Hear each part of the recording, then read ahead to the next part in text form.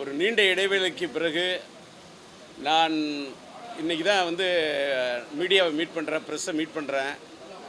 உங்களை சந்திக்க வேண்டுமென்று இப்போ என்னோடய பிஆர்ஓ கோவிந்தராஜ் அவரிடம் சொன்னேன். அது ஒரு குறிப்பிட்ட தேதி தான் ஃபிக்ஸ் பண்ணணும்னு சொல்கிறாங்க. முன்ன மாதிரிலாம் இல்லை. முன்னெல்லாம் நான் கூப்பிட்டாக்க உடனே நினச்ச நேரத்துக்கு கூப்பிட்டா உங்களை மீட் பண்ண முடிஞ்சது. அந்த தேதி கரெக்டாக இப்போ பிஆர்ஓ யூனியனில் வேறு அவர் இருக்கார்.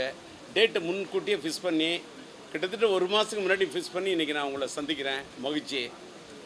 இது பேசுகிறதுக்கு ஒரு சின்ன ஒரு வார்மப் ஆகிறதுக்கு இதை பேசினேன்.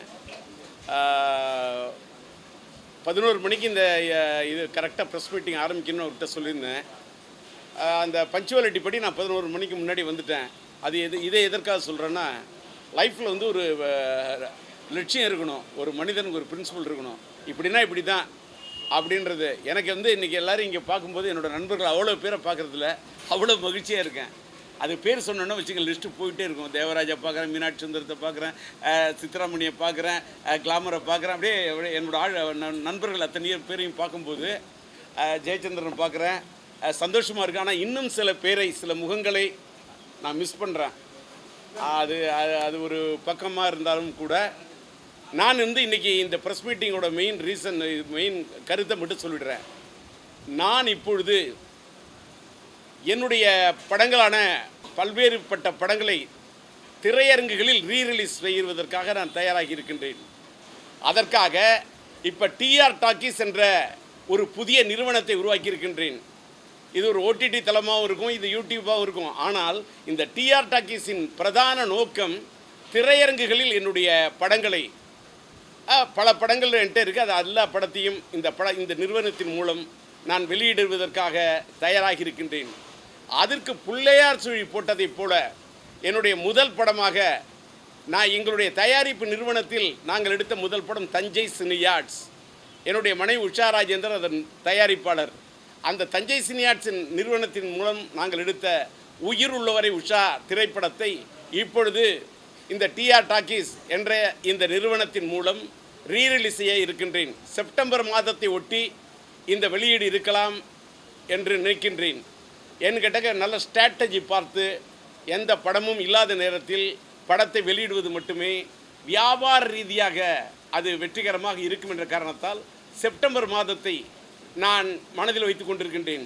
இந்த செப்டம்பர் மாதத்தை நான் தேர்ந்தெடுப்பதற்கு ஒரு காரணம், 1982ஆம் ஆண்டு செப்டம்பர் மாதம் 16ஆம் தேதி நான் என் மனைவி உஷா ராஜேந்தரை கரம் பிடித்தேன், அவளை மனம் முடித்தேன். அதற்கு பிறகுதான் இந்த உயிருள்ள உஷா என்ற படத்தை படம் பிடித்தேன். ரசிகர் பெருமக்களுடைய இதயத்திலே இடம் பிடித்தேன் என்று சொல்லக்கூடிய அளவுக்கு அந்த படம் ரசிகர்களோட ஆதரவாளியும் நீங்கள் தந்த ஆதரவாளியும் நல்ல வெற்றி பெற்றது. அந்த படத்தை தான் மீண்டும் அதே இந்த செப்டம்பர் மாதத்திலே எல்லாம் வல்ல இறைவனுடைய அருளின் காரணமாக, இறைவனுடைய நாட்டம் இருந்தால் இன்ஷா அல்லாஹ், பிரைஸ் தி லார்ட், அல்லேலூயா, இறைவனுடைய அருள் இருந்தால் நான் இந்த படத்தை செப்டம்பர் மாதம் வெளியிட முயற்சி செய்கின்றேன். என்னுடைய முயற்சிக்கு நீங்கள் உறுதுணையாக இருக்க வேண்டும், கை கொடுக்க வேண்டும் என்பதற்காகத்தான் இந்த ப்ரெஸ் மீட்டிங் இன்றைக்கி நான் சொல்கிறேன். இதில் முதல் படமாக நான் உயிருள்ள விஷா படத்தை வெளியிடுவதற்கு முயற்சியை மேற்கொண்டாலும் இந்த படத்தை நான் ஃபுல்லாக கிட்டத்தட்ட ஒரு 38 நாள் பாடல்களையும் ரெக்கார்டிங்கையும் ஃபுல்லாக ரீஸ்ட்ரக்சர் பண்ணி ஃபுல்லாக இன்றைக்கி இருக்கக்கூடிய மாடர்ன் சவுண்டில் டிஜிட்டலாக என்னென்ன பண்ணுமோ அத்தனையும் பண்ணி, அது மட்டும் இல்லை படத்தை 4K ரெசல்யூஷன் படம் வந்து டால்பியில் 5.1 7.1 அந்த அளவுக்கு இன்றைக்கி டோட்டலாக ஒரு நவீன மயத்துடன் இந்த படத்தை உருவாக்கி இருக்கின்றேன். இதற்காக ரொம்ப ஸ்ட்ரெயின் பண்ணி ரொம்ப பாடுபட்டு இதை உருவாக்கியிருக்கிறேன். இந்த படத்தை அதை கொண்டு போய் சேர்க்க வேண்டிய பொறுப்பு உங்களுக்கு இருக்கிறது. என்னை பல கட்டத்தில் எனக்காக இருக்கட்டும், என்னுடைய மகன் சிலம்பரசனாக இருக்கட்டும், எங்களுடைய முயற்சிகளில் எங்களுக்கு உறுதுணையாக இருந்தது, என் குடும்பத்துக்கே உறுதுணையாக இருந்தது. நாங்கள் ஒரு சினிமா குடும்பம், எங்களுக்கு உறுதுணையாக இருந்தது இந்த மீடியா தான். நீங்கள் இதிலையும் எனக்கு உறுதுணையாக இருக்க வேண்டும். ஃபஸ்ட்டு உயிருள்ள விஷ படத்தை நான் வெளியிடுகிறேன் என்று சொன்னால், இதை தொடர்ந்து மைதிலி என்னை காதலி, ஒரு தலை ராகம், என் தங்கை கல்யாணி, ஒரு தாயின் சபதம், சம்சார சங்கீதம், காதல் அடிவதில்லை, இது நம்மாளு, மோனிஷா மோனலிசா, சொன்னால்தான் காதலா, சரவணா, எங்க வீட்டு வேலன் போன்ற எண்ணற்ற படங்களை இந்த திரையரங்குகளில் ரீரிலீஸ் பண்ணுறதுக்கு தயாராகிட்டேன். அதோட வேலை தான் பிரம்மாண்டமாக பண்ணிக்கிட்டு இருக்கேன். தொடர்ந்து இதை ஒரு பணியாக ஆற்ற வேண்டும் என்பதற்காக நான் இதை செய்திருக்கின்றேன். அது தொடர்ந்து எல்லா படமும் ஒவ்வொரு தருணத்தில் வெளியிடப்படும். இதில் இந்த ரீரிலீஸ் என்பது இன்றைக்கி ஒரு பெரிய ஒரு புதிய சகாப்தத்தை ஏற்படுத்தியிருக்கிறது. புது படங்களுக்கு மத்தியிலே இந்த ரீரிலீஸ் படங்களும் பல படங்கள், உதாரணத்துக்கு நம்முடைய இனிய நண்பர் ஏஎம் ரத்னம் அவர்களுடைய நம்முடைய இளைய தளபதி விஜய் நடித்த கில்லி படம் அந்த ரீரிலீஸில் ஒரு பெரிய சரித்திரத்தை ஏற்படுத்தியிருக்கு. அதே போல் மறந்துவிட்ட நம்முடைய நடிகர் திலகம் ஐயா இது சிவாஜி கணேசன் ஐயா அவர்கள் நடித்த அந்த கர்ணன் படத்தை எங்களுடைய டிஸ்ட்ரிபியூட்டர் என் நண்பர் சொக்கலிங்கம் தான் வெளியிட்டார். அது ஒரு பெரிய ஒரு புதிய சகாப்தத்தை ஏற்படுத்தியது. அதே போல் புரட்சித் தலைவர் எம்ஜிஆர் அவர்களுடைய எத்தனையோ படங்களையும் எனக்கு ரீரிலீஸ் பண்ணி பெரிய சகாப்தத்தை ஏற்படுத்தி இருக்கின்றார்கள். இதில் நான் ஒன்று சொல்ல கடமைப்பட்டிருக்கின்றேன். இதில் இந்த திரையரங்கு உரிமையாளர்களின் பங்கு அற்புதமான பங்கு. பழைய படங்கள் என்று சொன்னவுடன் புது படங்களுக்கு மத்தியிலே பழைய படங்களை பார்க்க வேண்டும் என்று சொன்னால் மக்களுக்காக பெரிய காம்ப்ளெக்ஸில் கூட 100 ரூபாய்க்குத்தான் டிக்கெட்டு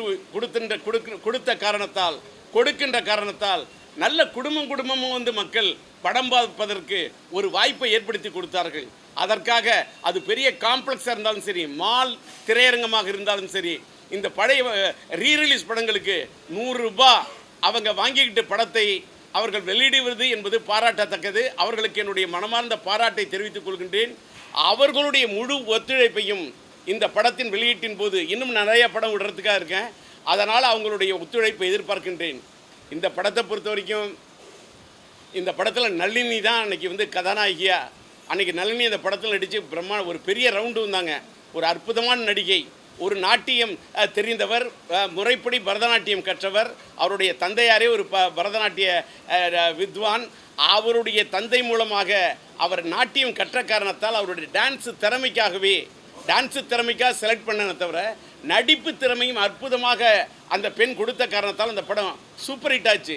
நளினி கதாநாயகன் நடிச்சிருந்தாங்க. அதே மாதிரி என்னுடைய நண்பன், என்னுடைய அண்ணாமலை பல்கலைக்கழகத்தில் என்னோட கூட படித்த ஒரு நண்பன் கங்காவைத்தான் கதாநாயகனாக அறிமுகப்படுத்தினேன். அவர் கங்கா மறைந்து விட்டார். அவர் மறைந்தாலும் கூட அவருடைய பெரிய ஆசை என்னன்னு கேட்டால் அப்பப்போ இந்த உயிரிழச்ச படத்தை ரீரிலீஸ் பண்ணணும் அப்படிங்கிறத இந்த ரீரிலீஸ் பீரியடுக்கு முன்னாடியே என்கிட்ட அடிக்கடி சொல்லக்கூடிய ஒரு நண்பன். இன்றைக்கு அவர் நம்மிடத்தில் இல்லை. அவர் எங்கே இருந்தாலும் என்னுடைய குரல் அவருக்கு ஒலிக்கும். நான் ஆன்மாவை நம்பக்கூடியவன். ஒரு பக்கம் சினிமாவை நம்பினாலும் ஆன்மாவை நம்புகின்ற காரணத்தால் அந்த ஆன்மா இந்த குரலை கேட்கும் என்ற நம்பிக்கையில் அவர் இந்த படத்தில் கதாநாயகனாக அவர் நடிக்க வச்சுருந்தேன். இதை தவிர இந்த படத்தில் என்னுடைய இனிய நண்பர் ஒரு பிரதான வில்லனாக அன்றைக்கு நான் ராதா ரவி, நான் மறைந்து விட்ட நடிகவேல் எம்ஆர் ராதாவோட பெரிய ரசிகன். எனக்கு அதனாலேயே நடிகவேல் எம்ஆர் ராதா மேல் இருக்கக்கூடிய மரியாதையின் காரணமாகவே நான் நம்முடைய ராதா ரவியை அடைத்து இந்த படத்தில் ஒரு பெரிய பிரதான வில்லன் கதாபாத்திரத்தில் நடிக்க வச்சேன். அவரும் சளைக்காமல் அவ்வளோ பெரிய ஒத்துழைப்பு எனக்கு கொடுத்து இந்த படத்தில் அற்புதமான வில்லன் கதாபாத்திரத்தை பண்ணியிருந்தார். அன்று தொட்டு இன்று வரைக்கும் நடிச்சிருந்தேன். இப்போ நான் புதுசாக படம் எடுக்கிறேன்னு சொன்னாக்கா அந்த படத்துலேயும் ராதா ரவி இருக்கிறார். அவர் நடிக்க போகிறார். அந்த அளவுக்கு ராதா ரவியும் இந்த படத்தில் பண்ண. அதே மாதிரி எனக்கு நெஞ்சிலூர் ராகம் படத்தில் நடித்து எனக்கு ஒரு பெரிய ஒரு அற்புதமான கதாபாத்திரத்தில் நடித்து நல்ல ஒத்துழைப்பு கொடுத்த நம்முடைய நடிகை சரிதா அவர்களும் இந்த படத்தில் ஒரு கௌரவ இடத்துல தான் நடித்தாங்க. இந்த காதலுடைய தன்மையை உணர்ந்து மென்மையான காதலை, உண்மையான காதலை உணர்த்தக்கூடிய ஒரு அற்புதமான கதாபாத்திரத்தில் சரிதா அவர்கள் நடித்திருந்தார். அதை போல் என்னுடைய ஆசான நடிகர், எனக்கு குரு மாதிரி இருக்கக்கூடியவர், என்னுடைய எல்லா படத்திலும் இருப்பார், வெந்நீராடை மூர்த்தி ஐயா, அவரும் இந்த படத்தில் நடித்திருந்தார். அதை தவிர என் இனிய நண்பர் கவுண்டமணி அவர்கள் நடித்திருந்தார். இதை தவிர மறைந்துவிட்டு என்னுடைய நண்பர்கள் எஸ் சந்திரன், உசலமணி, சந்திரன் பாபு, இடிச்சப்புலி செல்வராஜ் போன்ற எத்தனையோ நடிகர்கள் இந்த படத்தில் நடித்திருந்தார்கள். இந்த படம் அந்த காலகட்டத்தில் இளைஞர்களை ஒரு கல்லூரி காதல் கதை என்ற காரணத்தால் அந்த டீனேஜ் லவ் ஸ்டோரியில் வித்தியாசமான ஒவ்வொரு பாட்டும் வித்தியாசமான பாட்டு இருந்தது. அதனால தான் படத்துக்கு ப்ளஸ் பாயிண்ட்டு அந்த பாட்டு தான். அந்த பாடல்கள் 7 விதமான பாட்டு. வானத்தில் வானவில்லின் நிறம் 7 நிறம்னு சொன்னால் இந்த படத்தில் 7 விதமான பாட்டு, 7 விதமான தரம், 7 விதமான நிறம். அந்த அளவுக்கு அந்த படத்தில் பாட்டு ஒன்று ஒன்றும். அந்த பாட்டில் பார்த்தீங்கன்னா என்னுடைய இணைய நண்பர் பாடுநிலா பாலு, மறைந்துவிட்ட பாலு அவர்கள் இந்த படத்தில் எனக்கு பண்ண ஒத்துழைப்பு வாழ்க்கையில் மறக்கவே முடியாது. ஏன்னா அந்த கட்டடிப்பும் காலேஜுக்கு திரையரங்கத்தில் அந்த பாட்டு வந்து முடிஞ்சு போச்சுன்னு டைட்டிலில் போட்டேன். வேறு வழியே இல்லாமல் டைட்டிலில் போட்டேன். அந்த பாட்டு முடிஞ்சால் அந்த பாட்டு போயிடுச்சான்னு கேட்டுட்டு சினிமா தியேட்டருக்குள்ளே வரத்துக்கே அந்த முதல் பாட்டு போயிடுச்சான், நான் அடுத்த ஷோக்கு வருவேன்னு அந்த அளவுக்கு அந்த கட்டடிப்பும் காலேஜுக்கு பாட்டு அண்ணன் பாலு பாடி கொடுத்துருந்தார். அதே மாதிரி பாலன் வந்து இந்திரலோகத்து சுந்தரி ராத்திரி கனவினில் வந்தாலோ அந்த பாட்டும் பாலனம் பாடி கொடுத்துருந்தார். அதே மாதிரி மோகம் வந்து தாகம் வந்து என்ற அந்த பாட்டு ஒரு மழை சாங்கு, அந்த பாட்டு அந்த காலத்தில் ஒரு பெரிய ரெக்கார்டை ஏற்படுத்துச்சு. அந்த பாட்டை அண்ணன் பாலன் பாடி கொடுத்துருந்தார். அதே மாதிரி இந்த படத்தில் மறைந்துவிட்ட மலேசியா வாசுதேவன் அவர் என்னாடி பந்தாடும் பாப்பாக்களே எங்கள் முன்னாடி வந்தாடும் ரோஜாக்களே அந்த பாட்டை அவர் அது கலைக்கிருந்தார். அதை போல் இந்த படத்தில் இன்னொரு பாடல், முக்கியமான பாடல், அதை மறைந்துவிட்ட நம்முடைய சங்கீத சாம்ராட் என்று சொல்லக்கூடிய அண்ணன் டிஎம்எஸ் அவர்கள் இதயமதை கோவில் என்றேன் என்ற பாட்டை அவர் பாடி கொடுத்திருந்தார். அதை போல் இந்த படத்தில் பெரிய ஒரு முக்கியமாக ஒரு பெரிய சிகரம் வைத்தார் போல, வைகைக்கரை காத்தே நில்லு வஞ்சிதனை பார்த்தா சொல்லு மன்னன் மனம் வாடுதென்று மங்கைதனை தேடுதென்று காத்தே பூங்காத்தே என் கண்மணி அவளை கண்டால் காதோரம் போய் சொல்லு என்ற இந்த பாட்டை அண்ணன் ஜேசுதாஸ் அவர்கள் அவர் வந்து அந்த பாட்டுக்கு வந்து ஒரு உயிர் கொடுத்திருந்தார். பாட்டை அவருடைய அந்த குரலால் இழைத்து அப்படியே அந்த பாட்டை வந்து அப்படி இது பண்ணியிருந்தார். அந்த பாடல் அதுவும் அந்த பாட்டு வந்து ஒரு பெரிய சூப்பர் ஹிட் ஆச்சு. படம் ஹிட் ஆகிறதுக்கு அதுவும் ஒரு பெரிய முக்கியமான காரணம். அதே போல் இந்த படத்தில் லேடி வாய்ஸ்ன்னு சொன்னாக்க மோகம் வந்து தாகம் வந்து அந்த பாட்டை எனக்காக அது அந்த பாட்டையும் உன்னைத்தானே அடைப்பேன் என்ற அந்த பாட்டையும் நம்முடைய ஜானகி அம்மாள் அவர்கள் பாடி கொடுத்திருந்தார். அந்த குயில் ஓசைக்கு சொந்தக்காரரான ஜானகி அம்மாள் அந்த பாடலை பாடி கொடுத்திருந்தார். அதே போல் சசிரேகா அவர் ஏலேலம்பரை என்று சொல்லக்கூடிய அந்த பாடலாக இருக்கட்டும், இவர்கள் அத்தனை பேரும் சேர்ந்து இந்த படத்தின் இசையை, நான் என்னதான் ஒரு இசையமைப்பாளர் டியூன் போட்டாலும், என்னதான் ஒரு பாடலாசிரியராக நான் பாடல் வரி எழுதினாலும், அதற்கு உயிர் கொடுத்த இந்த பாடகர்களையும் பாடகிகளையும் இந்த நேரத்தில் நான் மனதார அவர்களை நான் வாழ்த்துகிறேன், அவர்களை பாராட்ட கடமைப்பட்டிருக்கின்றேன். இந்த படத்தின் டிஜிட்டல் இசையை இந்த டோட்டலாக 7 பாட்டுக்கும் 7 விதமான புதிய நவீன டிஜிட்டல் இசையை பண்ணியிருக்கின்ற காரணத்தால் என்னுடைய சொந்த நிறுவனமாகிய டிஆர் டிஜி மியூசிக் என்ற நிறுவனத்தின் மூலம் இந்த படத்தின் பாடல்களை விரைவிலேயே வெளியிட இருக்கின்றேன். அதனுடைய வெளியீட்டு விழாவுக்கும் உங்களை நிச்சயமாக அழைத்து உங்களுடைய ஆதரவை அன்றைக்கு நான் கேட்பேன், திரட்டுவேன் என்ற நம்பிக்கையில் தான் இன்றைக்கி இந்த ப்ரெஸ் மீட்டை உங்கள்கிட்ட சந்தித்தேன்.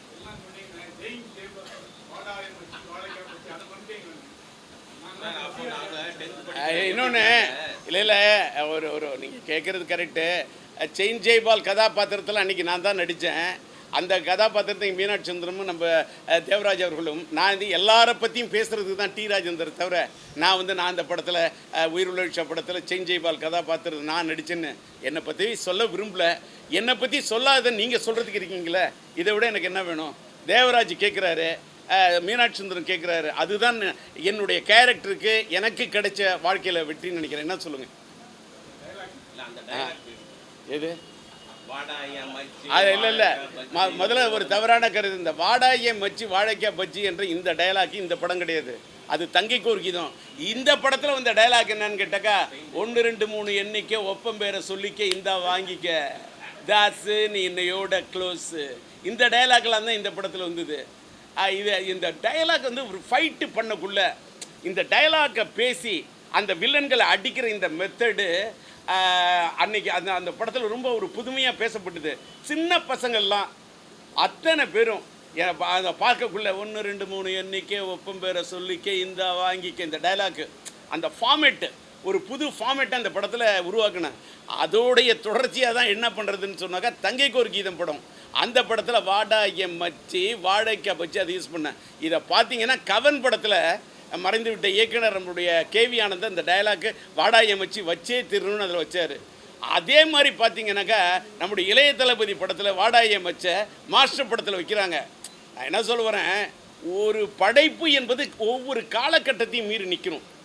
அது நின்னா தான் அது அற்புதமான படைப்பு. அதை நீங்கள் கேள்வி கேட்டதுனால அதை சொல்கிறேன். இந்த எது அதாவது இன்னைக்கு தான் வந்து இந்த படத்தை ரீரிலீஸ் பண்ண போகிறேன்னு சொல்கிறேன். நான் தமிழ்நாடு பிரதானமாக இது பண்ணுறேன். இந்த படம் தெலுங்கில் வந்து பிரேமசாகரம் என்று அந்த காலத்தில் டப்பிங் செய்யப்பட்டு கிட்டத்தட்ட 2 ஆண்டு காலம் ஓடியது. 1 வருஷம் இல்லை, 2 வருஷம். ஒரு பெரிய சூப்பர் ஹிட்டு பிரேமசாகரம். அதனால் இப்போ திரும்ப பிரேமசாகரத்தையும் தெலுங்கில் டிஜிட்டலைஸ் பண்ணி டோட்டலாக இது பண்ணி தெலுங்கில் ரிலீஸ் பண்ணுறதுக்கு அதுக்கான முயற்சி நடைபெறுது. எப்பவும் போல் என்னுடைய கர்நாடகா, கேரளா, இங்கே தமிழ் தான் ரிலீஸ் ஆகும். ஓவர்சீஸை பற்றி நான் இது வரைக்கும் நான் தீர்மானம் பண்ணலை. நான் இன்றைக்கே வந்து ஓவர்சீஸை பற்றி அப்படி இப்படின்னு பெரிய பில்டப்லாம் கூட சார், என்னுடைய ரேஞ்சுக்கு நான் ரொம்ப சாதாரண ஆள். என்னோடய படம் உயிர் விஷா இதை ரீரிலீஸ் பண்ணுறதுக்கு ட்ரை பண்ணுறேன். எனக்கு திரையரங்கு உரிமையாளர்கிட்ட எனக்கு ஒரு சின்ன ஒரு இது இருக்குது. நான் நிறைய படங்களை ரிலீஸ் பண்ணியிருக்கேன். சிம்பு சினி ஆர்ட்ஸ் மூலமாக நிறைய படத்தை ரிலீஸ் பண்ணியிருக்கேன். இந்த படமும் தமிழகம் முழுவதும் சிம்பு சினி ஆர்ட்ஸ் மூலமாக வெளியிட முயற்சி பண்ணுறேன். அதில் கூடவும் என்னோட சேர்ந்துக்கிறதுக்கு சில விநியோகஸ்தர்கள் வர தயாராக இருக்கிறார்கள். அவர்களோட ஒத்துழைப்பில் ரிலீஸ் பண்ணுறதா இருக்கேன். எதுங்க? நான் ப்ரெஸ் மீட்டிங் தான் கொடுக்க வந்திருக்கேன் சார்.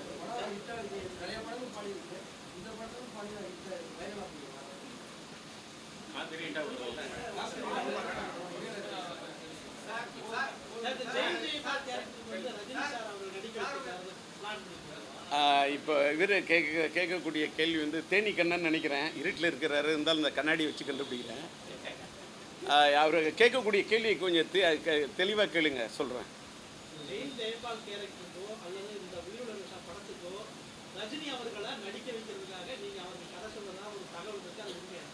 தகவல் இருக்குது, உண்மையாக நீங்கள் கேட்குறீங்க. இப்போ என்னன்னு கேட்டாக்கா, யூடியூப்பில் சோஷியல் மீடியாவில் பார்த்தீங்கன்னா எது உண்மை எது இது வதந்தி அப்படின்னு தெரியாத அளவுக்கு எல்லோரும் நியூஸை பரப்புகிறாங்க. ஆனால் நான் வந்து இதில் இப்போ இன்றைக்கி வந்து இந்த கட்டத்தில் உயிருள்ள ஒரு விஷயம் படத்தில் நான் இன்றைக்கி இப்போ இந்த செயின் ஜெய்வால் கதாபாத்திரத்தில் நான் நடிப்பதற்கு ஒரு விதத்தில் இன்டைரக்டாக மறைமுகமாக எனக்கு உதவி பண்ணதே சூப்பர் ஸ்டார் ரஜினி தான் சொல்லுவேன். ஏன்னு கேட்டால் உண்மையை சொல்கிறேன். நான் வந்து சினிமாவில் ஒருதலை ராகம் படத்துக்கு வரத்துக்கு முன்னாடியே நான் 2 பேர் 2 கண்ணன் முன்னாடியே பேட்டி சொன்னேன். கமலும் ரஜினியும், அந்த உலகநாயகன் சூப்பர் ஆக்டர் கமலும் சூப்பர் ஸ்டார் ரஜினி அவர்களையும் மனசில் வச்சுக்கிட்டு தான் ஒவ்வொரு கதாபாத்திரத்தையும், இந்த ரஜினி இந்த டைலாக் பேசினா எப்படி இருக்கும், கமல் இந்த டைலாக் பேசினா எப்படி இருக்கும், ஸ்ரீதேவி பேசினா இப்படி நான் வந்து சினிமா உலகத்தில் ஒருதலை ராகத்துக்கு வர்றதுக்கு முன்னாடியே நான் வந்து ஒரு மிமிக்ரி ஆர்டிஸ்டாக இருந்ததுனால ஒவ்வொரு டைலாக்கும் ஒரு வில்லன் கேரக்டர் வேறு எம்.ஆர். ராதா மாதிரி பேசி வைப்பேன், எம்என் நம்பியார் மாதிரி பேசி காட்டுவேன். இப்படி ஒவ்வொரு அதே மாதிரி ஒரு என்னுடைய மனசில் வந்து ஒரு பெரிய இடத்த பிடிச்சது கமலும் ரஜினி அன்னைக்கு. ஏன்னா நான் கல்லூரியில் படிக்கக்குள்ள அந்த இளமை ஊஞ்சலாடுகிறது படமாக இருக்கட்டும், அது அந்த 16 வயதிலே படமாக இருக்கட்டும், கமல் ரஜினி மேலே ஒரு பெரிய அதோட தாக்கம் எனக்கு ரொம்ப அதிகமாக இருந்தது. அதனால் யான் வந்து அவர்களோட ரசிகர்களாக இருந்ததை விட எனக்கு ஒரு பெரிய இதுன்னு கேட்டால், ரஜினி மாதிரி வந்து ஒரு பண்பான மனிதரை பார்க்க முடியாது. நானும் ரஜினி அவர்களும் ஒருதலை ராகும் காலத்திலிருந்து நல்ல நண்பர்களாக இருந்தோம். என்னுடைய ரயில் பயணங்கள் படத்தை மறைந்துவிட்ட இயக்குனர் சிகரம் பாலச்சந்திர ஐயா அவர்கள் படம் பார்த்து விட்டு அப்படி ரொம்ப பாராட்டியிருந்தார். அதே மாதிரி மேனா தேட்டரில் அந்த படத்தை பார்த்துவிட்டு நல்ல பாராட்டினது யாருன்னு கேட்டால் என் இனிய நண்பர் ரஜினி. அந்த அளவுக்கு பாராட்டினார். பாராட்டினது மட்டும் இல்லை, ஒரு காம்பினேஷனில் டிஆரோட இந்த டைலாக் ஸ்டைலில் எனக்குன்னு இந்த டைலாக்ஸ் ஒரு இது பண்ணி போட்டு ஒரு இது பண்ணணும் ராஜேந்தர் அப்படின்னாரு. அதனால தான் ரஜினிக்காக நான் ஒரு கதையை தயார் பண்ணணும்னு சொல்ல அவர் சொன்னார், எனக்கு கொஞ்சம் காட்சிட்டு ரொம்ப டைட்டாக இருக்குது, நான் வேணால் ஒரு கெஸ்ட் ரோல் இமீடியட்டாக உங்களுக்கு பண்ணி கொடுத்துறேன் ராஜேந்தர் அப்படின்னாரு. உடனே சரின்னு சொல்லிட்டு இந்த படத்தை நான் தயார் பண்ணி இந்த கதையை ரெடி பண்ணிட்டு போனேன். அந்த கதாபாத்திரம் செயின் ஜெய்பால் கதாபாத்திரத்தை போய் அவர்கிட்ட சொன்னேன். ஏவிஎம் ஜி தேட்டர்னு நினைக்கிறேன், டப்பிங்கில் இருந்தார். கதையை கேட்டார். இறைவன் இதாக சொல்கிறேன் சொன்னால் நம்ப மாட்டீங்க, கதை அவருக்கு ரொம்ப பிடிச்சி போய் அப்படியே கட்டி பிடிச்சி நம்ம பண்ணுறோம், உங்களுக்கு டேட் என்னன்றதை நான் அலர்ட் பண்ணுறேன் அப்படின்னு சொன்னார். அப்போ உடனே டைலாக்கு சொன்னால் நம்ப மாட்டீங்க, அப்படியே 1 2 3 எண்ணிக்க ஒப்பம் பேரை சொல்லிக்க இந்தா வாங்கிக்க சக் அப்படின்னுவேன்.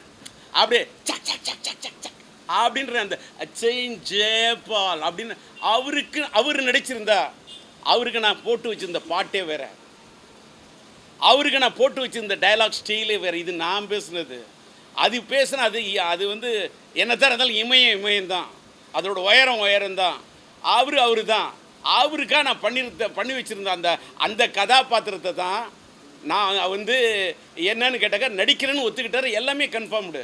ஒரே ஒரு சின்ன காரணத்தில் யார் ப்ரொடியூசர் அப்படின்னு சொல்லக்குள்ள ரஜினி சார் என்ன சொல்லிட்டாரு, டிஆர் யாரோ நல்ல ஒரு ப்ரொடியூசர், நீங்கள் ஹேம்நாக்கில் கூட டச்சில் இருக்கீங்க, கேஆர்ஜிகிட்ட கூட இதாக இருக்கீங்க, நெஞ்சில் ஊராகம் கேஆர்ஜிகிட்ட பண்ணியிருக்கீங்க, அதெல்லாம் பெரிய தயாரிப்பு நிறுவனத்தில் தான் இந்த படத்தை பண்ணுனாரு. அப்போ நான் ரஜினிகிட்ட சொன்னேன், இல்லை ரஜினி சார், எனக்கு வந்து பெரிய தயாரிப்பு நிறுவனத்தில் போனாலும் அதே சம்பளம் தான்.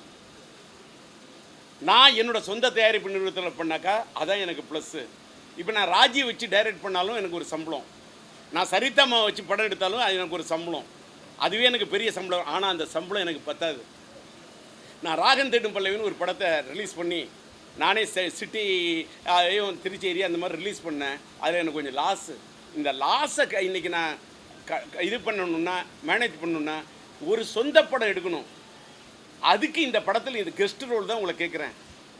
இந்த ரோல் நீங்கள் சொந்த படத்தில் பண்ணிங்கன்னா பெட்டராக இருக்கும் ரஜினி. அப்போ அதில் ரஜினி சொன்னார், ராஜேந்தர் நீங்கள் என்னோடய பெஸ்ட்டு ஃப்ரெண்டு, நம்மளோட நட்பை இது முறிச்சிடக்கூடாது, நான் பெரிய நிறுவனத்தில் மட்டும்தான் நடிக்கணுன்ற ஒரு கொள்கையை இப்போ மனசில் ஏற்று வச்சுருக்கேன், என்ன பண்ணலாம் நீங்கள் வழி சொல்லுங்கன்னாரு.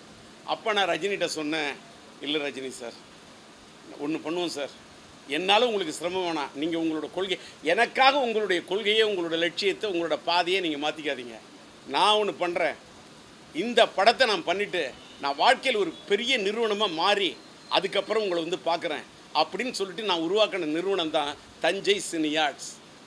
ரஜினி சாருக்காக பண்ணி வச்சுருந்த அந்த கதையை கொஞ்சம் எனக்கு தகுந்த மாதிரி மாற்றம் பண்ணி, அவருக்குன்னா வேறு, எனக்குன்னா அது கொஞ்சம் மாற்றம் பண்ணி நான் பண்ண கேரக்டர் தான் செயின் ஜெயபால். பார்த்தீங்களா, ஒரு செயின் ஜெயபால் கதாபாத்திரத்துக்குள்ளே இதுக்குள்ளே அந்த படத்தில் உயிருள்ள விஷயம் ஒரு இது வரும், ஒரு ஸ்டாச்சு ஒன்று வச்சுருப்பேன், இந்த தாடிக்கு பின்னால் ஒரு பெரிய கதையே இருக்குன்னு சொன்னோன்னா அந்த தாடியோட இது அப்படி டேர்ன் பண்ணோம், அதுக்கு பின்னாடி ஒரு பெண் வருவா. இந்த அளவுக்கு ஒவ்வொன்றையும் ரசித்து நான் அந்த படத்தில் பண்ணியிருப்பேன். அதே மாதிரி இந்த செயின் ஜெயபால் கேரக்டருக்குள்ளே இதுக்கு பின்னாடி ஒரு பெரிய கதையே இருக்குங்கிறத இன்றைக்கி தான் இவ்வளோ ப்ரெஸ்ஸுக்கு முன்னாடி நான் சொல்லிட்டேன். இதுதான் உண்மை.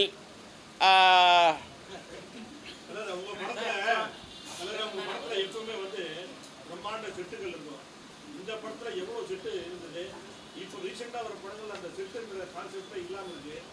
இல்லை இதுலேயும் இதில் இப்போ நான் பின்னாடி ஒரு தங்கை கோரிக்கைதான் மைதிலினை காதலி ஒரு தாயின் சௌதம் மென்தங்கிகளின் சம்சார சங்கீதம் சாந்தியான சாந்தி எங்கள் வீட்டு வேலன் பெற்றெடுத்த பிள்ளை தாய் தங்கை பாசம் மோனிஷா மோனலிசா சொன்னால் தான் காதலா காதல் விதலி வீர எல்லாத்துலேயும் பிரம்மாண்டமான செட்டு போட்டிருப்போம். அது வேறு பேட்டர்ன். உயிருள்ள ஒரு ரிஷாவோடைய பேட்டர்னை A to Z love sir. First ஃப்ரேம்லேருந்து லாஸ்ட்டு ஃப்ரேம் வரைக்கும் காதல். கதையை அங்கே இங்கே எதுவுமே நவரவே விட மாட்டேன். அந்த காதலுக்குள்ளேயே போயிட்டு பாட்டு ஒன்று ஒவ்வொரு பாட்டுக்கும் ஒரு பேட்டர்னு, அதை பண்ணது தான் படத்தோட வெற்றி. இந்திரலோகத்து சுந்தரி அந்த பாட்டுக்கு அந்த மீது ஏழேலம்பரம்னா தேட்டரில் எழுந்துச்சு ஆடியன்ஸ் வந்து ஒரு பெரிய எழுச்சியை பெறக்கூடிய அளவுக்கு அதோட மியூசிக்கு கொடுத்துருந்தேன். அதனால் அந்த படத்தில் பண்ண மியூசிக்கு, அந்த படத்தில் பண்ண பாட்டுக்கு பண்ணியிருந்த ட்ரெண்டு ஸ்டைலு வேறு, பின்னாடி பண்ணங்கள படங்களில் போட்ட செட்டோட ஸ்டைல் வேறு.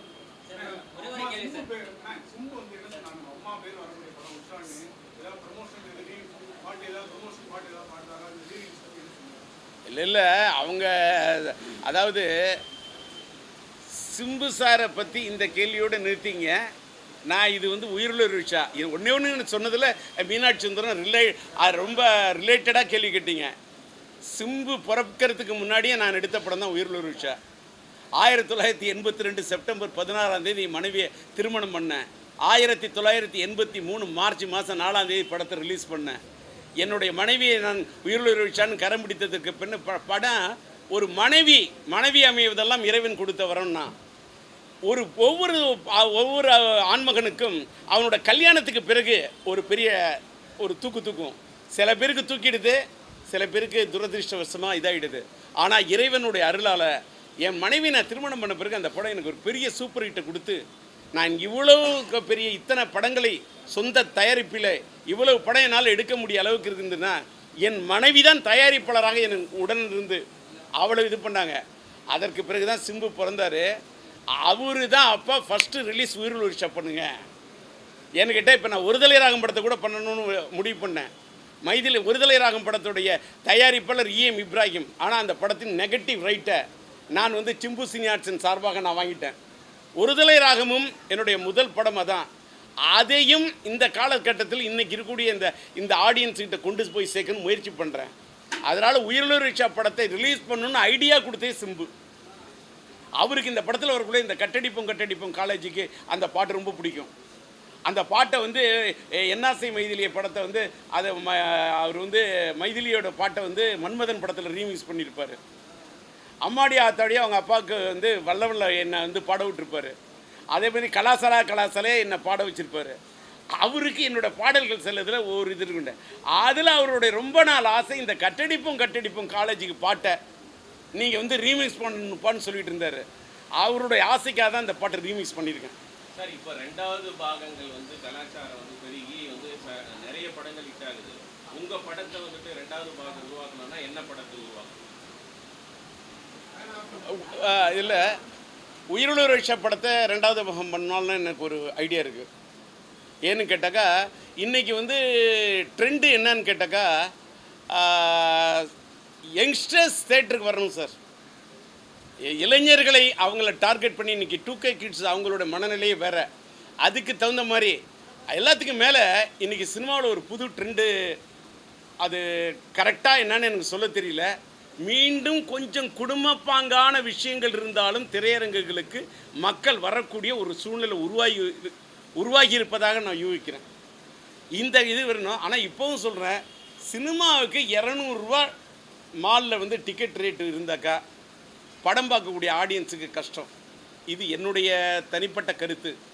ஒரு அது பாப்கார்னுக்கு அவ்வளோ ரூபா, இதுக்கு அவ்வளோ ரூபா, இதெல்லாம் சொன்னாக்கா ஒரு படம் பார்க்கணும் ஒரு ஏழை எளிய மக்கள் தேட்டருக்கு.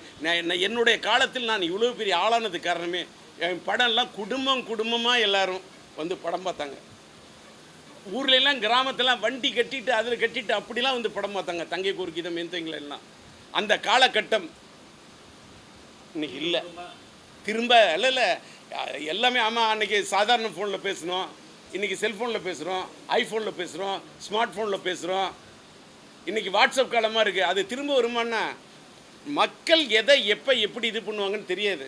இது திரையரங்கு உரிமையாளர்களே இந்த பெரிய படங்கள், நான் பெரிய பெரிய ஸ்டார் படங்களுக்கு ஒரு ரேட் இருக்கிறதுல எனக்கு மாறுபட்ட கருத்தே இல்லை. அதோட பட்ஜெட்டு வேறு.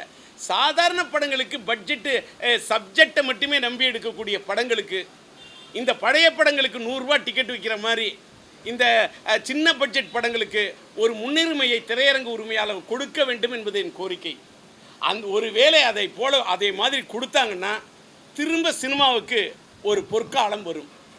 அந்த காலகட்டத்தில் பெரிய படங்கள் ரிலீஸ் ஆனாக்கா மற்ற படங்கள் எதுவுமே வரமாட்டேங்குது. எல்லா தியேட்டரும் அதே படத்தில் சொல்லுங்க. உதாரணமாக சொல்ல போனால் கமல் நடித்த விக்ரம் ஆகட்டும், ரஜினி நடித்த கூலி ஆகட்டும், அந்த படத்துக்கு எல்லா தியேட்டரும் உலகம் உள்ள 2000 தியேட்டர் 3000 தியேட்டர் கொடுக்குறாங்க. ஆனால் அந்த காலகட்டத்தில் எல்லா படமும் சூப்பர் ஸ்டார் படம் ரிலீஸ் ஆனால் மற்ற படம் ரிலீஸ் ஆனது. ஆனால் துணிஞ்சி ரிலீஸ் பண்ண ஒரே ஆள் நீ தான். ரஜினி படம் ரிலீஸ் ஆனால் அதே நாள் என் படத்தை ரிலீஸ் பண்ணுவேன் அப்படின்னு சொல்லி சவால் விட்டு ரிலீஸ் பண்ணேன் காலகட்டம். நான் இதில் ஒரு மாறுபட்ட கருத்து. அவர் துடுக்கிங்கரங்களப்போ உயிரிழு ரிக்ஷா வந்தது, தங்கமகன் படம் வந்தப்போ தங்கை கோர்க்கிதை வந்தது. இப்படி அதேமாதிரி என்னோடய படங்கள் நிறையா வந்திருக்கு. அதேமாதிரி மோனிஷா என் படையப்பா வந்தப்போ மோனிஷா என் மொழிசா வந்தது. ஆனால் படையப்பா மோனிஷா மொழிசா ரெண்டுத்தையும் ஒரே நாள் ரிலீஸ் பண்ணியிருக்கோம். மோனிஷா என் மொழிசாலும் சிலம்பு படத்தில் நடிச்சிருக்கான். ஆனால் ஃபஸ்ட்டு ஷோ என் பையன் படையப்பாவுக்கு தான் போகிறான். நானே ரஜினியோட ரசிகன், என் பையனும் ரஜினி ரசிகன் தான் இருந்தான். நான் கமல் ரசிகனா, என் பையனும் அதே மாதிரி அவர் கமல் ரசிகனாக இருந்தார். இதான் உண்மை. அதை பாரு, நான் ரஜினி சார் படத்தோட சவால் விட்டுலாம் படத்தை விடல. நல்லா புரிஞ்சுக்கணும், ரஜினி சார் படத்துக்கு அவ்வளோ தேட்டர் அந்த காலத்தில் போடுறாங்கன்னா, அதாவது அது பிஞ்சு பீராஜி ஒரு கேப் இருக்கிற தேட்டர்லாம் நமக்கு கிடைக்கும். அதில் போட்டோம்னா அதோடு சேர்ந்து நம்மளும் அப்படியே வெளியில் வருவேன்னு வந்த படங்கள் தான் அது. அதனால் வந்து நீங்கள் இந்த மாதிரிலாம் சவால் விட்டு ரஜினி அது இதெல்லாம் சைடில் இருந்து ஜெயச்சந்திரா, நீ தினகரனில் இருந்த காலத்துலேருந்து உங்களுக்கு தெரியும். அந்த மாதிரி சொல்லக்கூடாது. ஒரு ட்ரெண்ட் செட்டர் தான் நீங்கள் புதிய படங்கள் பண்ணுறதுக்கான வாய்ப்பு எப்படி சார் இருக்கணும்? புதிய படம் பண்ணுறதுக்கான முயற்சியை நான் பண்ணிக்கிட்டு இருக்கேன். அதுக்கான ஏற்பாடு 3 வருடமாக பிரம்மாண்டமான செட்டுகளை நான் என்னுடைய டிஆர் கார்டனில், டிஆர் சிம்பு கார்டனில் செட்டு பிரம்மாண்டமாக போட்டுக்கிட்டு இருக்கேன். ஒரு லவ் ஸ்டோரி தான் எடுக்க போகிறேன். அதற்கான அதுக்கும் நான் வந்து இதில் இந்த உயிருள்ள விஷயத்தை நீங்கள் டைல்யூட் பண்ணிடக்கூடாதுங்கிறதுக்காக நான் பேசலை. நான் அதற்காக ஒரு ப்ரெஸ் மீட்டிங் வச்சு என்னன்னு கேட்டால் இன்றைக்கி வந்து நீங்கள் கேட்டதுனால சொல்கிறேன், அவ்வளவு புதுமுகங்களை அறிமுகப்படுத்தினேன்னா இன்றைக்கி சினிமா உலகத்தின் நிலைமையை பார்க்க உள்ள ரொம்ப வேதனைப்படுறேன். காமெடி நடிகர்களுக்கு இந்த பஞ்சமா? ஏன் இந்த நிலைமை? எனக்கு உயிருள்ள விஷய படத்தில் பார்த்தீங்கன்னா சாதாரண ஒரு சம்பளத்துக்கு தான் அண்ணன் கவுண்டமணி நடிச்சிருப்பார், எஸ்எஸ் சந்திரன் நடிச்சிருப்பார். என் படங்கள் நான் இடிச்ச புலி செல்வராஜை பயன்படுத்துகிறவங்க யாரும் பண்ணியிருக்க மாட்டாங்க. இந்த படத்தில் குண்டு மனோகர் நடிச்சிருப்பார், இந்த படத்தில் வந்து வெந்நீராடி மூர்த்தி நடிச்சிருப்பார். இப்போ என்னோட பிரதான நோக்கமே நான் வந்து ஒரு 4 கதாநாயகி அறிமுகப்படுத்துகிறேன் சார். நான் புதுசாக எடுக்கிற படம் எடுப்பதற்கு முயற்சி செய்கின்றேன். இறைவன் அருள் இருந்தால், இறைவன் நாட்டம் இருந்தால் படம் எடுப்பேன். எடுத்தால் புதுமுகங்கள். ஆனால் செட்டு பிரம்மாண்டமான செட்டு. அது மட்டும் இல்லை, டோட்டலாக ஒரு கிரீன்மேன் ஸ்டுடியோ இது பண்ணி டோட்டலாக ஏஐயில் chat with GPT modern technology miss பண்ணி பிரம்மாண்டமான படம் எடுக்கிறதுக்கு முயற்சி பண்ணுறேன். இதில் புது புது காமெடியன்களை உருவாக்குறேன். Total love story, youth love story புதியவர்களுக்கு அறிமுகப்படுத்துறதுக்கு முயற்சி பண்ணுறேன். அதற்கான ஏற்பாடை பண்ணணும்னு நான் கோவிந்தராஜிட்ட சொல்லிட்டேன். அவர் நிறைய படத்துக்கு பிஆர்ஓ இருக்கிறாரு, அவர் சரியாக அந்த வேலையை பார்த்துட்டு இருக்காரு. இருந்தாலும் அதனால் புதுமுகங்களை வச்சு இந்த படம் எடுக்க போகிறோம். அவர் இடையில இந்த கேள்வி கேட்டார். இந்த உயிருள்ள விஷய படத்தை டைல்யூட் பண்ணாமல் இருக்கிறதுக்கு இதோட முடிச்சுக்கு.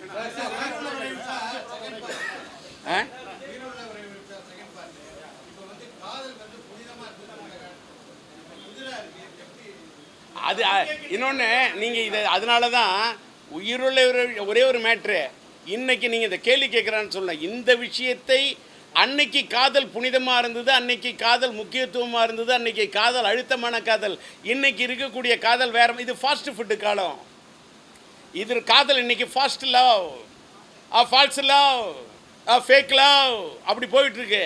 ஆனால் இந்த கம்பேரிசனை தான் நான் படம் எடுக்கிறேன். நீங்கள் இப்படி சொல்கிறதுனால உண்மையான காதலை நாட்டில் இல்லாமல் போயிடாது, பர்சன்டேஜ் கம்மியாக இருக்கலாம்.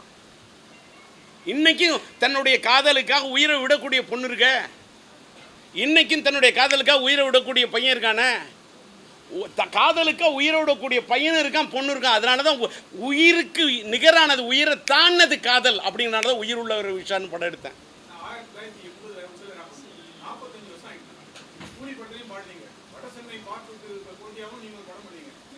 அது இன்னொன்று அல்ல, இது கரெக்டு. அது அந்த படத்துக்கு அது ஏன்னா இது மாதிரி எப்படி அப்படியே சைடில் எப்படி இப்படி கொம்பு சுவீங்க ஏங்க? அதெல்லாங்க ஏங்க அதான் வேண்டாம்.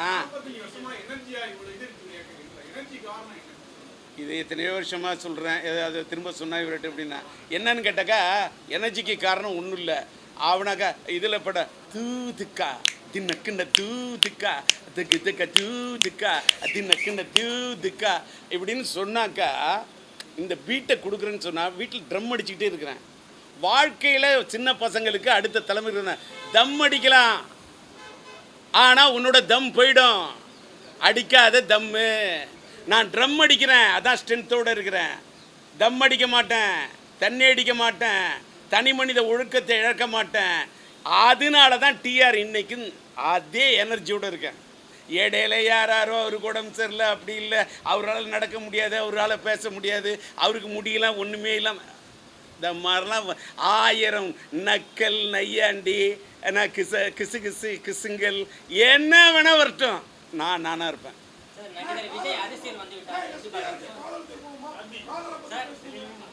இன்னொன்று, இவ்வளவையும் எடுத்துட்டு யாருக்கு என்னென்ன வேணுமோ அதான் போட போகிறீங்க.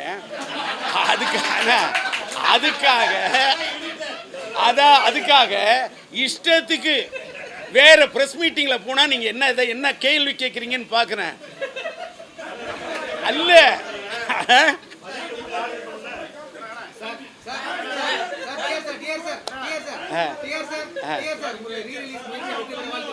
இன்னொன்று, நான் வந்து உங்களை கஷ்டப்பட்டு கூப்பிட்டு நான் ஒரு ரீரிலீஸ் பண்ணுறேன், ஒரு டிஆர் டாக்கீஸ்னு ஒரு நிறுவனத்தை, ஒரு ஓடிடி ஆரம்பிக்க போகிறோம், அதுலேயே ஒரு யூடியூப் நடத்துகிறேன். டிஆர் டாக்கீஸ்ன்ற படம் இது மூலமாக கிட்டத்தட்ட ஒரு 10-12 படத்தை ரீரிலீஸ் பண்ண போகிறேன். இதுதான் என்னுடைய டார்கெட்டு. அதுக்காக தான் உங்களை கூப்பிட்டேன்.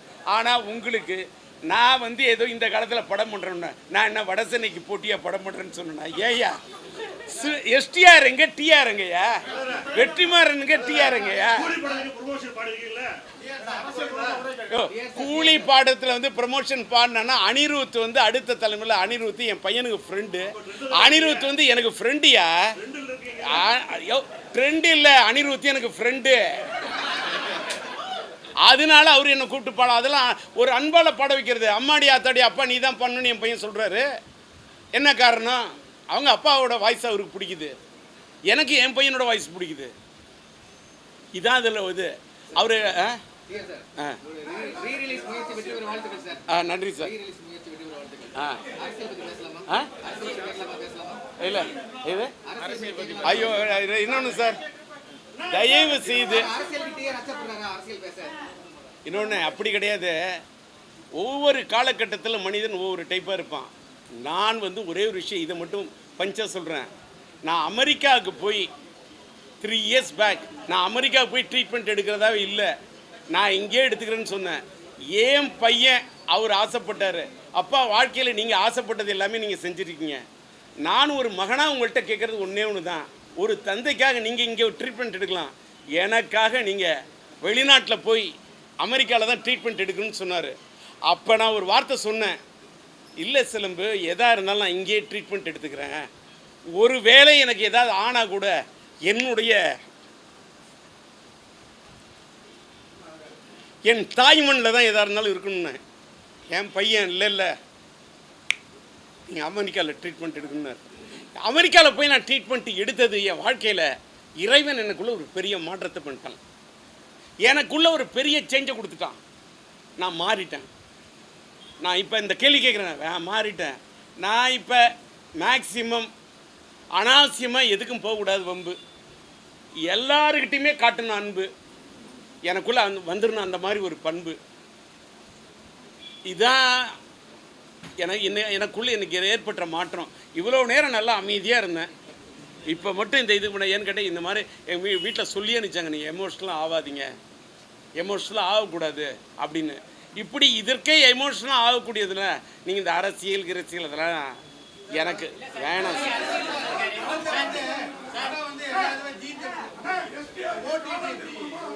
என்னண்ணே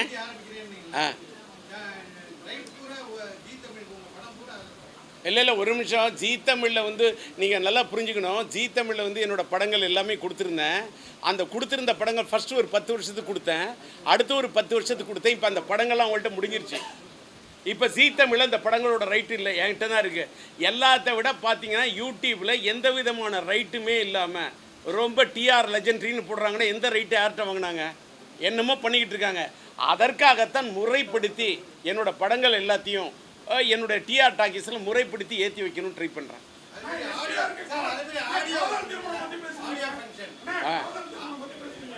எதுண்ணே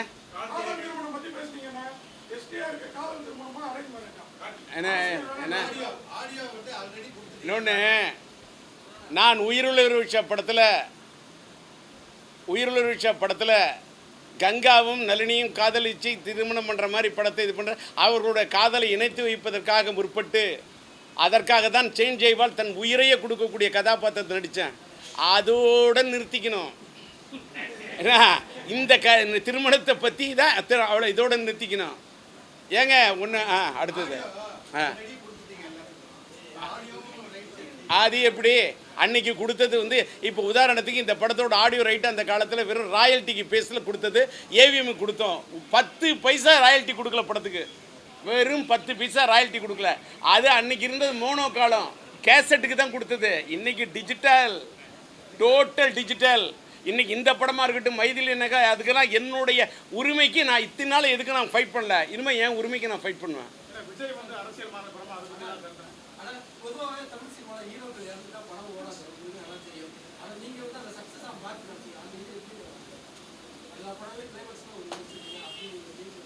மீனிங்கே தப்பாக கேட்குறீங்க படத்தின் கதாநாயகன் எது அப்படின்னா அதாவது நான் நிறைய படத்தில் இறந்த மாதிரி நடிச்சிருப்பேன் அதுக்கு ஒவ்வொருத்தருக்கும் ஒரு பேட்டர்ன் சார் இப்போ ஷேக்ஸ்பியரோட இது பார்த்திங்கன்னா சிலது காமெடியாக இருக்கும் சிலது ட்ராஜடியாக இருக்கும் என்னை பொறுத்தவரையில் எனக்கு வந்து சினிமாவில் ட்ராஜடி தான் பிடிக்கும் மேக்ஸிமம் மேக்ஸிமம் ட்ராஜடி தான் பிடிக்கும்.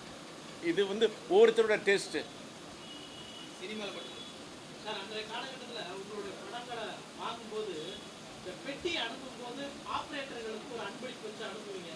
ஆனா இன்னைக்கு வந்து அந்த அந்த சம்பவத்தை சொல்லுவீங்க. ஆனா இன்னைக்கு ஆப்ரேட்டருங்கிற ஒரு சமூகமே இல்லாம போச்சு. இதை பத்தி நீங்க அது நான் வந்து ஒரு காலகட்டத்தில் இப்போ என்னுடைய படம் எத்தனை பொட்டி போனாலும் அந்த பொட்டியில் கொண்டு போய் அப்படியே ரூபா நோட்டு கட்ட மாற்றி வச்சுப்பேன்.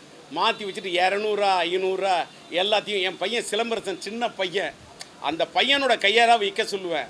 இந்த பொட்டை அப்பா அப்படின்னு தான் குனிஞ்சு அந்த வழியே தெரியாமல் என் பையன் வைப்பான். அப்போ என்ன சொல்லுவேன், இந்த 500 ரூபாயோ 200 ரூபாயோ, சில படத்தில் 200 வச்சேன், சில படத்தில் 500 ரூபா அந்த பொட்டியில் வைப்பேன். ஃபஸ்ட்டு பொட்டி வந்து படத்தை திறந்து மக்கள்கிட்ட காட்டுறதை விட ஃபஸ்ட்டு பொட்டியை திறக்கக்கூடிய ஆப்ரேட்டர் அவங்க சந்தோஷமாக இருந்தால் தான் நம்ம குடும்பம் சந்தோஷமாக இருக்கும். இதுதான் என்னோட கொள்கை. அவங்க அப்படியே கண்ணில் அப்படியே அந்த பணத்தை எடுக்கும்போது சில ஆப்ரேட்டருக்கு ஃபோன் பண்ணி சொல்லுவாங்க, ஐயா படம் சூப்பர் ஐயா. அதே நேரத்தில் ஒரு படத்தின் ஆப்ரேட்டருக்கு இருக்கக்கூடிய ஞானம், ஒரு படம் வெற்றி படமோ தோல்வி படமோ அவங்க தான் சார் நிர்ணயம் பண்ணுறது. மக்களோட பல்ஸை பார்க்கக்கூடியவங்க அவங்க. இன்றைக்கி பொட்டியே இப்போ அனுப்புறலையே, நம்ம டிஜிட்டலாக மாறிட்டோம்ல. சார், நீங்கள் கொள்கை பிடித்தம் உள்ளவர். நீங்கள் உங்களுடைய லட்சிய திமுக உங்களுடைய ரட்சிப்பே இல்லாமல் போயிருக்கு. விஜய டி ராஜேந்தர் வெறும் டி ராஜேந்திரம் இருக்கிறாரு. இந்த நிலைப்பாடெல்லாம் வந்து உங்கள் உறுத்தன்மையில் மாறல காட்டுதா? இல்லை நீங்கள் வந்து நான் விஜய் டி ராஜேந்திரன் ஒரு பேரை வந்து ஒரு மாற்றி வச்சுருந்தேன். மறுபடியும் நான் டி ராஜேந்திரன் மாதிரி கெசட்லேயே என் பேர் டி ராஜேந்திரன் ஆகிட்டேன். ஒரு ஆள் உங்களை மாதிரி ஒருத்தவங்க கேள்வி கேட்டாங்க, விஜய் டி ராஜேந்தர் தான் இருந்தால் ஜெயிக்க முடியுமா டி ராஜேந்திரா? இல்லை, எனக்கு விஜய் டி ராஜேந்திரன் வேணாம், டி ராஜேந்தர் போட்டுவிட்டேன். நான் வந்து ஒரு கேரக்டரைசேஷன், நான் இப்படி தான் இருப்பேன்னா இப்படி தான் இருப்பேன். எனக்கு லட்சிய திமுக வேணும்னா அன்றைக்கி எனக்கு லட்சிய திமுக தேவைப்பட்டது வச்சுக்கிட்டேன். ஏன் வச்சுக்கிட்டேன்னு கேட்டாக்கா, நான் முன்னாள் திமுக காரனாக இருந்தேன். நான் வெளியில் வந்த பிறகு நான் அந்த கட்சிக்கு போனேன் இந்த கட்சிக்கு போனேன்னு எனக்கு பேர் வரக்கூடாது. நாங்கள் என் கழுத்துக்கு நானே எடுத்து ஒரு தாலி கட்டிக்கிட்ட மாதிரி கட்டிக்கிட்டேன். ஏன்னா யாருமே இது பண்ணக்கூடாது. நான் லட்சிய திமுக, நான் எந்த கட்சிக்கும் யார் கட்சிக்கு நான் இது இத்தனை வருஷம் இருந்திருக்கேன். நான் ஏற்றுக்கொண்ட தலைவர் கலைஞர்னு ஒரு காலத்தில் சொன்னேன். அதற்கு பிறகு நான் பயங்கரமான எம்ஜிஆர் ரசிகன் சார். எம்ஜிஆரோட பாராட்டு விழாவில் வந்து டாக்டர் பட்டம் கொடுத்தனைக்கு பேசினேன். அந்த வானத்தில் இருக்கும் சந்திரனுக்கு கூட தேய்பிறை உண்டு, இந்த எம்ஜி ராமச்சந்திரனுக்கு தேய்பிறை என்பதே இல்லைன்னு பேசினேன். நான் எம்ஜிஆரின் ரசிகன். ஆனால் குடும்பம் வந்து திமுக குடும்பம். இதை போய் எம்ஜிஆர்ட்ட சொன்னது தான் சார் என் வாழ்க்கையிலே மாற்றம். சரி, இன்றைய அரசியல் கலப்பட்டு அபிப்பிராயம் சார்? நோ, இப்போ நான் அபிப்பிராயம் சொல்லி தான் அரசியல் வாட போகுதா?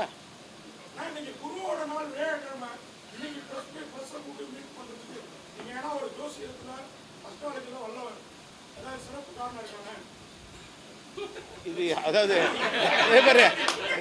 நண்ப தேவராஜெல்லாம் சிரிக்க ஆரம்பிச்சிட்டாரு. அதாவது இதோட முடிச்சு இது பாரு, நீ கேட்ட கேள்வி எல்லாத்துக்குமே பதில் சொல்லிட்ட.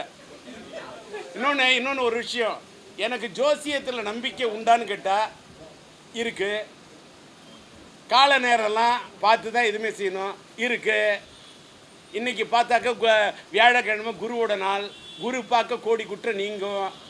இன்றைக்கி அதெல்லாம் பார்த்துட்டு இன்றைக்கி அது மட்டும் இல்லை, இன்றைக்கி தான் நான் நாள் பார்த்து பிஆர் அசோசியேட் செய்கிற தேதி சொல்லி வச்சேன். இப்போ செப்டம்பர் மாதம் இந்த படம் ரிலீஸ் ஆனால் பெட்டராக இருக்கும்னு நினைக்கிறேன். நம்ம என்ன தான் நினச்சாலும் everything is pre written, nothing is rewritten. எல்லாமே கடவுள் முன்கூட்டியே எழுதிட்டார். அதை நம்மளால் மாற்றி எழுதவே முடியாது.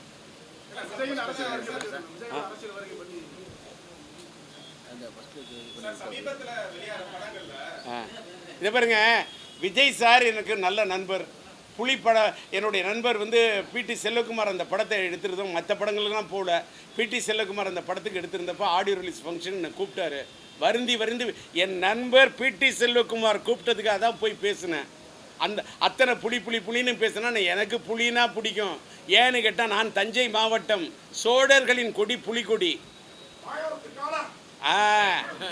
அப்படி போடு அறிவாள. ஆக மொத்தம் நீ மாயிரத்தம் பக்கத்துலேருந்து தான் வந்திருக்க, நான் கண்டுபிடிச்சிட்டேன். அதை எப்படி அடிக்கிற பாரு. அது ஊரில் போய் இது இல்லை உயிரில் விஷயம் தெரியாதனமா இந்த உயிரில் விஷயம் கட்டடிப்போம் காலேஜுக்கு காதலிப்போம் மேரேஜுக்குன்னு ஒரு பாட்டை வச்சுட்டேன். இதுக்காக நீ காலேஜுக்கே போகாமல் கட்டடிச்சிட்டேன்னு தேவராஜ் சொல்கிற தேவையா?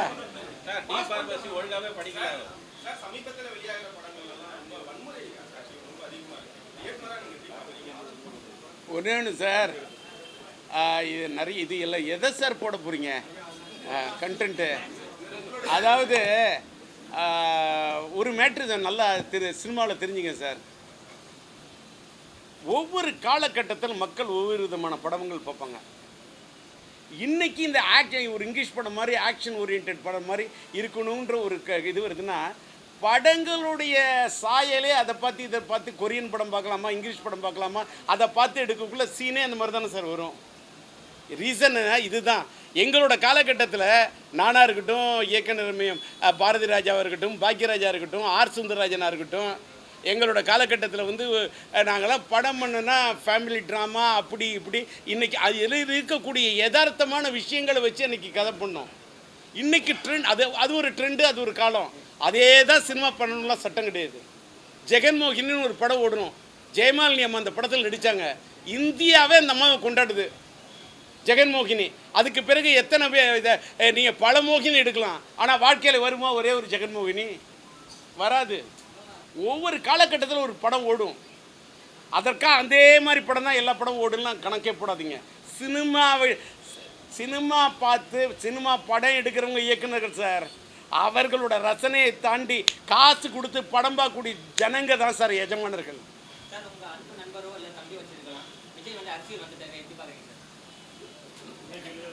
என்ன தேவராஜ் எப்போ இதெல்லாம் இந்த இவர் ஒரு கேள்வி கேட்டவர் சொல்லியாச்சு.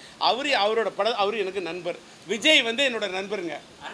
அது ஒரே ஒரு சார் ஒரு மேட்ரு இப்போ சொல்லிடுறேன். இது பஞ்சு என்னன்னு கேட்டால், இனிமேல் எந்த காரணத்தை மட்டும் மேக்சிமம் நான் என்னோட திரையுலகத்தில் மறைந்து விட்ட கேப்டன் விஜயகாந்த் வந்து என்னோட பெரிய நண்பர். அவருக்கு நான் சட்டம் சிரிக்கிறது மியூசிக் பண்ணேன். அவருக்கு நான் வந்து கூலிக்காரன் படத்தில் மியூசிக் பண்ணேன். இந்த அரசியல் என்ற இதில் அதுவும் சில பத்திரிகைகளில் பண்ண கூத்தால் என்னோட நட்பும் அவருடைய நட்பும் பிரிஞ்சுது. ஆனால் எங்கள் 2 பேரோட நட்பையும் ஒட்டி வச்சது என் பையன் சிலம்பரசன். கேப்டனும் எங்கள் அப்பாவும் இப்படி இருக்கக்கூடாது அப்படின்னு எங்கள் 2 பேரும் திரும்ப ஒரு பாலமாக இருந்து என்னை இணைச்சி வச்சது என் பையன். அன்னைக்கு என் பையன் சொன்ன ஒரு காரணத்துக்காக நான் அப்போ ஒரு முடிவு பண்ணேன். எந்த காரணத்தை முன்னிட்டும் இந்த அரசியலுக்காக என்னுடைய திரையுலகத்தில் இருக்கக்கூடிய யாரோட நட்பையும் இருமனா இழக்க விரும்பல. அது சூப்பர் ஸ்டார் ரஜினியாக இருக்கலாம், சூப்பர் ஆக்டர் கமலா இருக்கலாம், நம்முடைய இளைய தளபதி விஜயா இருக்கலாம், யாரவனாக இருக்கலாம். என்னுடைய அரசியலுக்காக என்னுடைய திரையுலக கலை உலகம் என்பது இது ஒரு பறந்தது. இது ஒரு சின்ன உலகமாக இருக்கலாம். ஆனால் இந்த உலகத்தில் இருக்கக்கூடிய யாரையும் நான் இழக்க விரும்பல.